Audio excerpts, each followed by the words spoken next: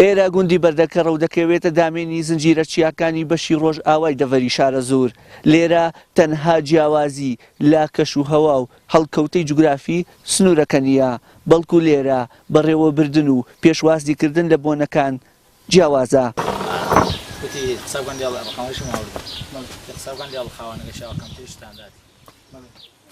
لێرە لە گوندی بەردەکەڕ کە دەکەوێتە دامێنی زنجیرە چیاکانی ڕۆژ ئاوای شارە زۆر، هەمووان لە دەوری یەک کۆ دەبنەوە و ڕووداوە خۆش و بەسەرهاتەکانی ژیان بۆ یەکتر باس دەکەن و بۆ چەند ساتێک خەندە دەخەنە سەر لێوەکانیان و ناڕەحەتیەکانی ژیان نەیتوانیوە بە چۆکیاندا بهێنێت.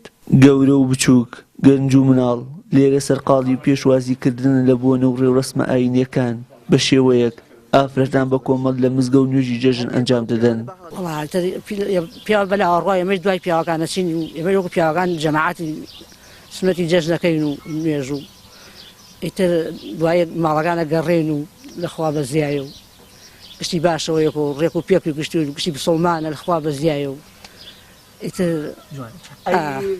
مەسەلەن تاشە مرتاحی لەم گوندا وەڵا شکر زۆر مرتاحین گشتی بۆ یەک ماڵوای گشتی خزمە و ئامۆزایە و لەخوا بەزیایە گشتی بێگانەی تێنی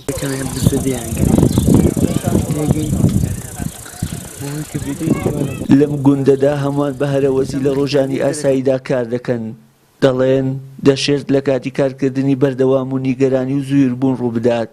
لەبەر ئەوە جەژن بە دەرفەتێکی گونجاو دەزانن بۆ سەردانیکردنی هاوڕێ و خزمان و دەر و دراوسێ و لەبەر ئەوە درێغی ناکەن لە بەسەرکردنەوەکانیان لەو سێ ڕۆژی جەژندا. خەڵکی دێ جەژن ڕۆژی جەژن بەیانیەکەی هەومان پێشی نوێژ بە ئەڵاو بەرچینە مزگەوتەکان دەست پێ ئەەکەین، دوای کۆ ئەبینە و نوێژەکەین و کە نوێژمان تەواو کرد گەردن ئازایی لە یەکەکەین.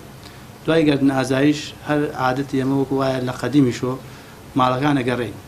من وەکو گەنجێک لە لادێ لە ڕۆژی جەژندا بەیانیان زود کە دەچین بۆ مزگەوت نوێژی جەژن دەکەین، وەکو لەگەڵ هەموو گەنجەکاندا نوێژی جەژن دەکەین، دواتر گەردن ئازایی لە یەکتری دەکەین، دواتر هەموو گەنجەکانیان لەگەڵ هەموو خەڵکی ئاوایە دەگەڕن بە لادیەکانە بە ماڵەکانە دانە ماڵ بە ماڵ گەردن ئازایی لە یەکتری دەکەین و هەروە من وەکو گەنجێکش لەم لادیا زۆر خۆشحاڵترم کە لە لادیام وەک لە شارەکانی ئەو لەبەر ئەوەی بە هاوکۆمەڵایەتی و فیلێ ڕەحمە لە لادیەکانە هەیە زۆر زیاتر وەک لە شارەکان.